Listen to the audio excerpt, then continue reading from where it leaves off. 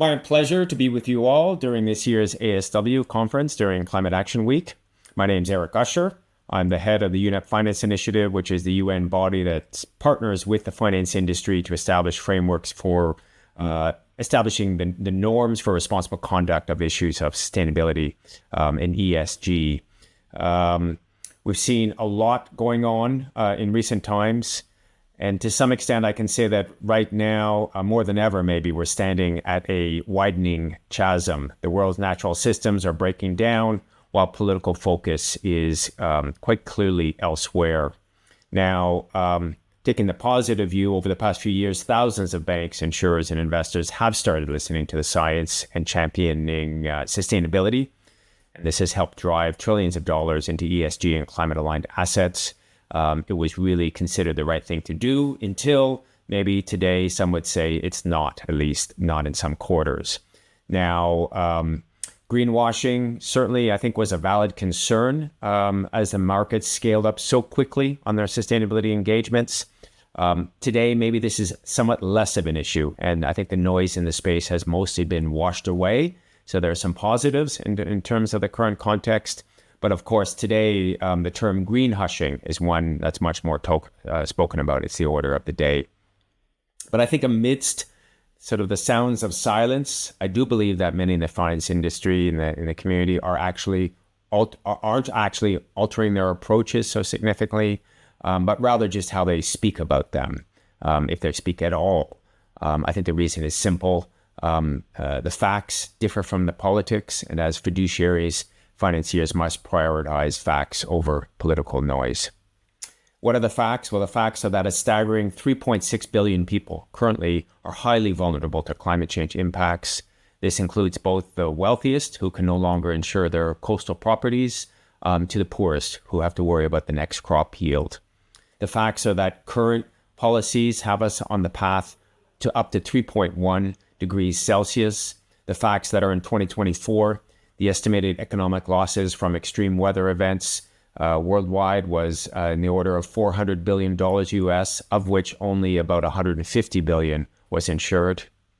But I think also the facts show that there is some reason for hope. Renewable energy power generation, I think, is expected to surpass coal this year. Many countries, including most recently Ireland, have exited coal. This is the sixth European country to do so, all in recent times.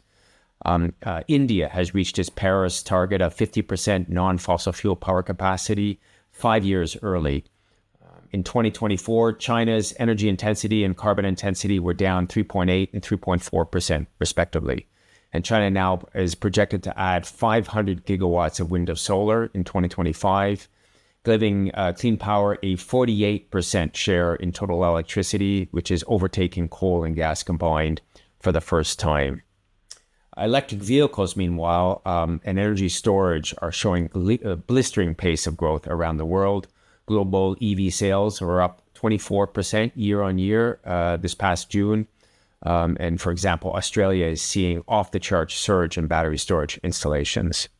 And even multilateralism is working in some manners. And we had the IMO, the International Maritime Organization, agreed earlier this year to a global price on carbon for shipping industry, which is a huge development, very, very important for one of the major climate emitting sectors. So I think on some measures, the opportunities to invest in a sustainable future have never been better. Energy security and managing supply shocks being just two reasons why you want to be on the right side of the transition that's gathering pace. The International Court of Justice, the ICJ's recent unanimously advisory opinion, which was issued on the 23rd of July of this year, represents a historic turning point in international climate law. Though it's non-binding, it fundamentally reshapes the legal architecture governing climate accountability. The court affirmed that a clean, healthy, and a sustainable environment is a human right, enforceable under both treaty and customary international law. All nations, including both non-signatories of climate treaties, have a duty to prevent significant environment harm, particularly by regulating greenhouse gas emissions. The 1.5 degrees Celsius Paris Agreement target is declared the legal benchmark, and countries are required to submit nationally determined contributions, or NDCs, of the highest ambition required to meet it. The ICJ opinion will likely strengthen domestic legal challenges around climate policy and corporate accountability. Courts across Europe, the Americas, and Asia are already referencing it in ongoing cases, and it could influence investment law. Climate legislation can now be defended as fulfilling international duty, potentially undercutting investor-state disputes, claiming such laws are unfair to fossil fuel investors. Vulnerable nations, especially small island states such as Vanuatu, may be using this ruling to pursue reparations or adaptation assistance via international courts or fora.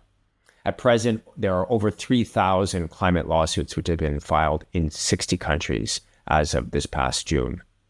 Now, if we leave aside the legal context, if climate mitigation efforts do slow down, which clearly seems to be the case in some jurisdictions, the importance of managing the physical risks of a changing climate becomes ever more critical for fiduciaries. Now, leaders in finance need really to maintain a strategic focus on the medium and long term and not be swayed by short-term political posturing. Now, this brings me to the topic of your profession and all the changes that are happening right now. In July, we saw the publication from the IFRS Foundation of illustrative examples on accounting standards in climate. This, I really believe, is a considerable milestone in company reporting on climate. We've often spoken in the past about the need for companies to consider material climate issues and declare their assumptions when they draw up their accounts and publish their fiduciary reports, their financial reports, For many companies, climate risk will influence asset prices, depreciation, retirement obligations, and hence profitability. This should already have been covered under existing accounting rules, but they seem not to be applied, or at least certainly not applied consistently. This in turn raises concerns amongst investors, since, as you know, the accounts are the foundational information companies prepare for their investors. Now the IASB has opined on this topic with these illustrative examples, and these really are giving much better ideas how their standards should be applied. This should clarify for preparers of accounts and their auditors what needs to be done, and we believe should help create a step change in reliable audited information on climate. It's going to do so, we hope, for all countries using the IFRS, the International Financial Reporting Standards. It should also avoid the problem of companies making statements about their commitment to decarbonization, let's say net zero targets, which are not reflected in their business model and hence their accounts. Now, the July publication of the illustrated examples are near final, with the definitive document to be published in October. This allows some time for companies to integrate this into their 2025 annual reports.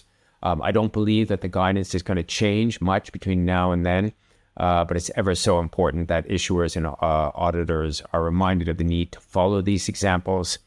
If these examples can be followed in this spirit, that is great. If not, essentially, I think there's a problem because it would require the IASB to write standards, and which would set a precedent that would be counter to principles-based accounting.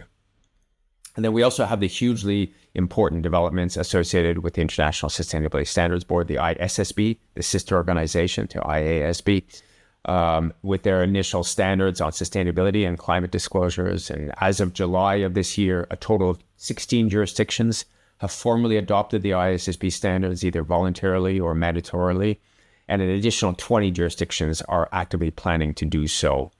In December 2024, IOSCO launched its Growth in Emerging Markets Committee, which is supporting ISSB adoption. The initial 31-member cohort represents about 90% of BRICS market capitalization. So we're really seeing this is a global phenomena. The accounting profession is increasingly expected to play a more and more central critical role in the shift of the capital markets towards more sustainable and climate-aligned approaches. With this global support of the ISSB, particularly via OSCO, and many regional regulators getting on board in terms of integrating or aligning with the ISSB S1 and S2 standards, the ISSB is on its way towards delivering a goal of a globally comparable, investor-focused sustainability disclosure baseline. Now, as the public discourse on ESG quietens so much, which I had mentioned, many are working behind the scenes, and we see a real need for leaders to pierce these sounds of silence. And we are starting to see examples of that. And I think you're hearing about this at Climate Week this week. It's a very active space. And just looking back over the last quarter, some of the interesting developments of some significant asset owners, I take the example of the People's Pension in the UK has shifted. They did 28 billion pounds that they shifted between asset managers, going towards those who are better aligned in terms of to their purpose around climate engagement.